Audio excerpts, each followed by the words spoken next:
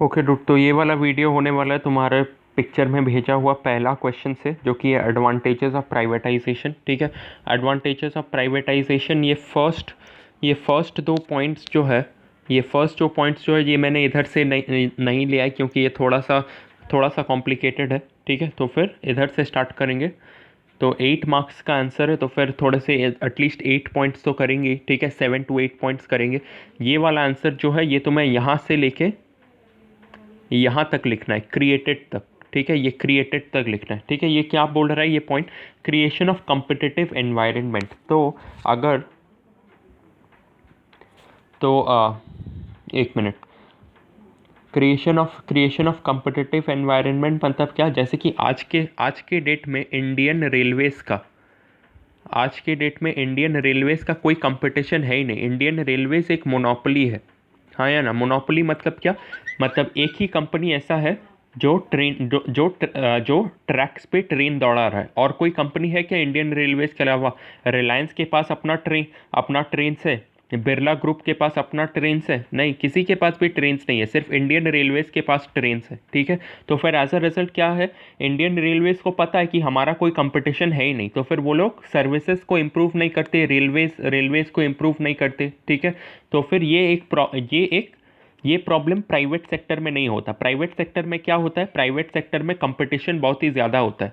ठीक है, तो फिर एज अ रिजल्ट हर एक कंपनी क्या कोशिश करती है कि अपने प्रोडक्ट को बेहतर से बेहतर बनाने का कोशिश करती है। ठीक है, तो फिर ये हो गया तुम्हारा पहला एडवांटेज कि प्राइवेट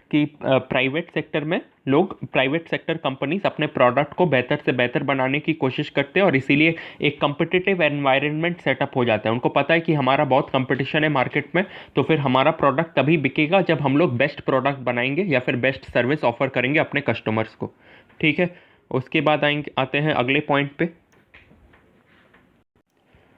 ये जो दूसरा जो पॉइंट है, प्रॉफिट ओरिएंटेड डिसीशंस, ये तुम्हें लिखना है यहाँ से लेके यहाँ तक। ठीक है, प्रॉफिट ओरिएंटेड डिसीजन मेकिंग का मतलब क्या होता है कि प्राइवेट सेक्टर एंटरप्राइजेस प्रॉफिट के पीछे भागते हैं। ठीक है, वो लोग अपना बेस्ट प्रोडक्ट तो तुम्हें देंगे ही, लेकिन उनके दिमाग में हमेशा यही होता है कि हम लोग अपना प्रॉफिट कैसे बढ़ाए, ज़्यादा से ज़्यादा अपना प्रोडक्ट को बेचे कैसे, और प्रोडक्ट ज़्यादा बिकेगा तो फिर प्रॉफिट भी ज़्यादा होगा। ठीक है, तो फिर प्रॉफिट ओरिएंटेड डिसीजन, ये सुनने में खराब लगता है कि पैसे के पीछे भागते हैं, प्रॉफिट के पीछे भागते हैं, लेकिन एक्चुअल में जो जितना प्रॉफिट के पीछे भागेगा वो अपने प्रोडक्ट को उतना ही बेहतर करता चला जाएगा। ठीक है, फ़ोन में चार्ज नहीं है, मेरे को रोकना पड़ेगा 1 मिनट। ठीक है, ठीक है, तो फिर ये था about creation of competitive environment. अच्छा, नहीं, प्रॉफिट ओरिएंटेड डिसीजंस पे था ना? ठीक है, तो फिर प्रॉफिट ओरिएंटेड डिसीजंस, ये सुनने में बड़ा नेगेटिव लगता है कि प्रॉफिट के पीछे भागना एंड ऑल ऑफ दैट, लेकिन कंपनी जितना प्रॉफिट के पीछे भागेगा वो उतना ही अपने प्रोडक्ट को बेहतर। प्रॉफिट कब इंक्रीज होता है? जब उसका प्रोडक्ट बहुत अच्छा होता है, और प्रोडक्ट जब अच्छा होता है तो फिर सबसे ज़्यादा सेटिस्फैक्शन किसको मिलता है? कंज्यूमर को मिलता है। हाँ या ना? तो फिर एक और एडवांटेज जो है प्राइवेट सेक्टर इंडस्ट्रीज़ का, वो ये है कि वो हमेशा प्रॉफिट ओरिएंटेड डिसीजंस लेते हैं, जिसके वजह से वो लोग अपने प्रोडक्ट को बेहतर से बेहतर करते जाते हैं, और बेहतर प्रोडक्ट्स को एंजॉय कौन करता है? हम लोग करते हैं। ठीक है, अगला है तुम्हारा greater flexibility in decision making, जो तुम्हें लिखना है यहाँ से लेके ये यहाँ से लेके यहाँ तक। ठीक है, तो फिर ये एफिशिएंसी तक, मैनेजमेंट से लेके एफिशिएंसी तक। ठीक है, तो फिर जब कोई पब्लिक सेक्टर, तो फिर पब्लिक सेक्टर में मेन प्रॉब्लम क्या होता है कि गवर्नमेंट इंटरवेंशन बहुत ज़्यादा होता है। मतलब क्या? कोई भी उस टाइम का जो पॉलिटिकल लीडर है, पॉलिटिशियंस बहुत इंटरफेयर करते हैं किसी भी इंडस्ट्री के डिसीजन में, और एज अ रिजल्ट क्या होता है, वो चीज़ बड़ा डिले हो जाता है। ठीक है, तो फिर क्विक डिसीजंस नहीं ले पाते। कभी कोई बड़ा ऑफिसर तो कभी कोई पॉलिटिशियन आके डिसीजन में इंटरफेयर कर देगा, और फिर वो डिसीजन फिर पोस्टपोन होता ही रहता है, तो फिर इसीलिए क्विक डिसीजंस लेना बड़ा मुश्किल हो जाता है। ठीक है, लेकिन प्राइवेट सेक्टर इंडस्ट्रीज़ में ऐसा कुछ नहीं है। प्राइवेट सेक्टर इंडस्ट्रीज़ में कोई पॉलिटिशियन इंटरफेयर नहीं कर सकता, और एज अ रिजल्ट क्या होता है, बहुत जल्दी जल्दी डिसीजन लेते हैं, जो कि एफिशिएंसी का साइन है। जल्दी डिसीजन लेना मतलब क्या? वो एफिशिएंसी का साइन है। ठीक है, इसके बाद आएंगे reduction in burden on public exchequer. ठीक है, ये वाला पॉइंट समझाता हूँ। अच्छा, ये पिछला वाला पॉइंट, ये reduction in burden in public exchequer, ये वाला पॉइंट नहीं करेंगे। कौन सा पॉइंट करेंगे? ये greater attention to consumer satisfaction. और ये वाला पॉइंट तुम्हें लिखना है ये प्राइवेटाइजेशन से लेके यहाँ तक, ठीक है। तो फिर ये पिछला पॉइंट जो मैंने समझाया था उसी का एक एक्सटेंशन समझ लो इसको, ठीक है। प्राइवेटाइजेशन की वजह से क्या होता है कि प्राइवेट कंपनीज को पता है कि बहुत कंपटीशन है मार्केट में, तो फिर कस्टमर को जो सेटिस्फाई करेगा उसी का प्रोडक्ट बिकेगा। एंड एज अ रिजल्ट क्या होता है कि कंज्यूमर के ऊपर मेन फोकस आ गया है, ठीक है, कि कंज्यूमर जो चाहेगा कंपनीज वही बनाएगा, ठीक है। तो फिर ये एक और एडवांटेज है प्राइवेटाइजेशन का कि कंज्यूमर्स का ख्याल रखा जा रहा है, ठीक है। तो फिर क्रिएटिंग एंड सस्टेनिंग मार्केट, ठीक है। कंज्यूमर का केयर करेंगे तभी हमारा मार्केट क्रिएट होगा, ठीक है। जैसे कि अभी ऑनलाइन, ये लॉकडाउन के टाइम पे ऑनलाइन एडुकेशन स्टार्टअप्स बहुत बहुत अच्छा बिजनेस कर रहे हैं। बोलो क्यों? क्योंकि उन लोगों को पता है कि कंज्यूमर का नीड क्या है। कंज्यूमर का नीड अभी है कि घर पे बैठ के एडुकेशन कंज्यूमर का नीड है, ठीक है।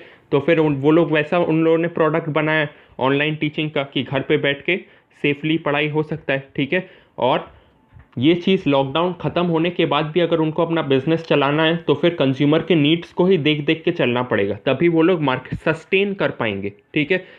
मार्केट क्रिएट करना, जैसे कि ऑनलाइन एडुकेशन का नया मार्केट क्रिएट हो गया, ये अभी ये पैंडेमिक सिचुएशन के वजह से क्रिएट हुआ है, ठीक है। लेकिन ये बिजनेस लंबा तभी चलेगा जब वो लोग कंटिन्यूसली कंज्यूमर के नीड्स पे फोकस करते रहेंगे, ठीक है।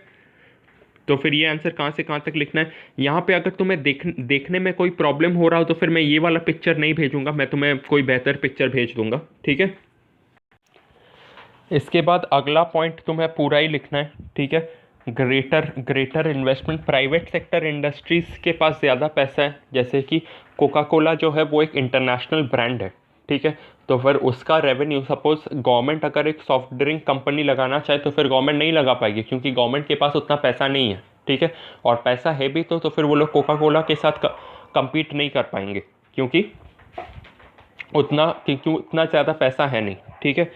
तो ग्रेटर इन्वेस्टमेंट इन एम्प्लॉयमेंट, तो फिर प्राइवेट सेक्टर इंडस्ट्री ज़्यादा पैसा लगा पाएंगे, ठीक है। और ज़्यादा पैसा लगा पाना मतलब क्या? ज़्यादा एम्प्लॉयमेंट।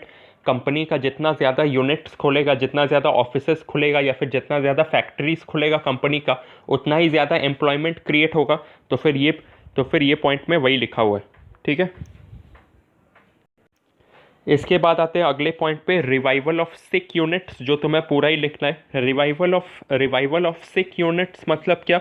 कि कुछ ऐसे सिक यूनिट्स का मतलब क्या होता है? सिक यूनिट्स का मतलब होता है गवर्नमेंट के ऐसे फैक्ट्रीज या फिर ऐसे कंपनीज, ठीक है, जो कंटिन्यूसली लॉस बना रहे, ठीक है। लेकिन गवर्नमेंट जो है वो प्रॉफिट के लिए काम नहीं करती, वो लोगों के भले के लिए काम करती है। इसीलिए गवर्नमेंट उन चीज़ों को बंद नहीं करती। जैसे कि जूट फैक्ट्रीज में ज़्यादा प्रॉफिट नहीं है, लेकिन फिर भी गवर्नमेंट क्या, ताकि जूट के जो ग्रोअर्स हैं, जो जूट फार्मर्स जो हैं, ठीक है, उन लोग का इनकम सोर्स बचा रहे, इसीलिए गवर्नमेंट उस कंपनी को चलाया जा रहा है, ठीक है। लेकिन यही कंपनीज अगर गवर्नमेंट प्राइवेट कंपनीज को बेच दे, ठीक है, तो फिर प्राइवेट कंपनीज कोई ना कोई तरीका लगा के प्रॉफिट कमाने का जुगाड़ वो लोग कर लेगा, ठीक है। तो फिर ये रिवाइवल ऑफ सिक यूनिट्स मतलब क्या? ऐसे लॉस मेकिंग यूनिट्स को अगर गवर्नमेंट बेच दे किसी प्राइवेट कंपनी को, तो फिर वो फिर से ज़िंदा हो सकता है, ठीक है। वो कंपनी फिर से ज़िंदा हो सकता है, फिर से प्रॉफिट कमा सकता है। इसके बाद आएंगे अगले पॉइंट पे, इंक्रीज इन अकाउंटेबिलिटी, जो तुम्हें लिखना है यहाँ से लेके यहाँ तक, ठीक है, द एरिया से लेके एंटरप्राइजेस तक, ठीक है। तो फिर इंक्रीज इन अकाउंटेबिलिटी मतलब क्या? जब भी किसी पब्लिक कंपनी में, यानी कि गवर्नमेंट कंपनी में कोई भी प्रॉब्लम होता है तो फिर एक ऑफिसर दूसरे ऑफिसर पे दोष डालता है। वो बोला कि मेरे को ये इन्फॉर्मेशन नहीं मिला, इसीलिए मैं ठीक से काम नहीं कर पाया। वो ऑफिसर किसी तीसरे पे दोष डालेगा, ठीक है। वो तीसरा किसी चौथे पे ब्लेम डालेगा, ठीक है। तो फिर ऐसा ही चलता रहता है पब्लिक सेक्टर इंटरप्राइजेस में, मतलब गवर्नमेंट कंपनीज में, ठीक है। इसीलिए वो लोग लॉस मेकिंग है, उनमें उतना एफिशिएंसी नहीं है। लेकिन प्राइवेट कंपनीज में, किसी भी प्राइवेट कंपनी में रोल एकदम क्लियरली डिफाइंड है, तो फिर बड़ी आसानी से पता चल जाता है कि इसका ये जॉब करना था और अगर प्रॉब्लम आया है तो फिर इसके वजह से आया। बड़ी आसानी से पता चल जाता है उस आदमी के बारे में जिसके वजह से एक्चुअल प्रॉब्लम खड़ा हुआ है, ठीक है। तो फिर ये एडवांटेज, ये इसी को बोलते हैं अकाउंटेबिलिटी। अकाउंटेबिलिटी मतलब क्या, अपने काम के लिए जवाब देना, ठीक है।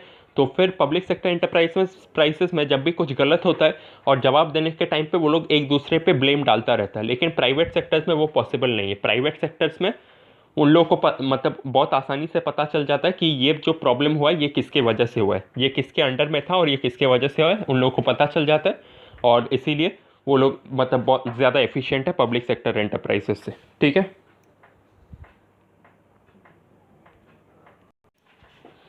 अगला पॉइंट है और लास्ट पॉइंट है, वो है ये नीचे वाला एकदम पूरा लिखना है, ठीक है। ये मैं मार्कर चला नहीं पा रहा हूँ, इंक्रीज इन फाइनेंशियल डिसिप्लिन, ठीक है। ये वाला पॉइंट पूरा, ये वाला पॉइंट पूरा, ये इंक्रीज से लेके ये वेल तक एकदम नीचे में, 1 मिनट, हाँ। तो फिर ये इंक्रीज से लेके एकदम नीचे तक वेल तक तुम्हें पूरा लिखना है, ठीक है। इंक्रीज इन फाइनेंशियल डिसिप्लिन मतलब क्या, कोई भी गवर्नमेंट कंपनी अगर अच्छे से काम नहीं कर रही, लॉस में चल रहा है, फिर भी उनको अगले साल गवर्नमेंट से पैसा मिलेगा, ठीक है। लेकिन कोई भी प्राइवेट कंपनी, उनको पता है प्राइवेट कंपनी को पैसा कहाँ से मिलता है, शेयर होल्डर्स से मिलता है, ठीक है, जो लोग उस कंपनी का शेयर्स खरीदते हैं। अब लोग किस कंपनी का शेयर्स खरीदेंगे, जो प्रॉफिट कमा रहा है। लॉस बनाने वाली कंपनी का तो शेयर्स कोई खरीदेगा नहीं, हाँ या ना। तो फिर एक फाइनेंशियल डिसिप्लिन आ जाता है। पब्लिक सेक्टर एंटरप्राइजेस में डिसिप्लिन क्यों नहीं है, पब्लिक सेक्टर एंटरप्राइजेस में डिसिप्लिन नहीं है क्योंकि उनको पता है कि चाहे वो अच्छे से काम करे चाहे गंदा काम करे, सरकार तो अगले साल उन्हें पैसा दे ही देगी, ठीक है। लेकिन प्राइवेट सेक्टर एंटरप्राइजेस को पता है कि अगर हमने अच्छे से काम नहीं किया तो फिर हमारे शेयर्स कोई खरीदेगा नहीं, एंड एज अ रिजल्ट हम लोग आगे काम नहीं कर पाएंगे, कंपनी बंद हो जाएगा, ठीक है। तो फिर यही है जो यहाँ पे तुम्हारा आंसर ख़त्म होता है, ठीक है।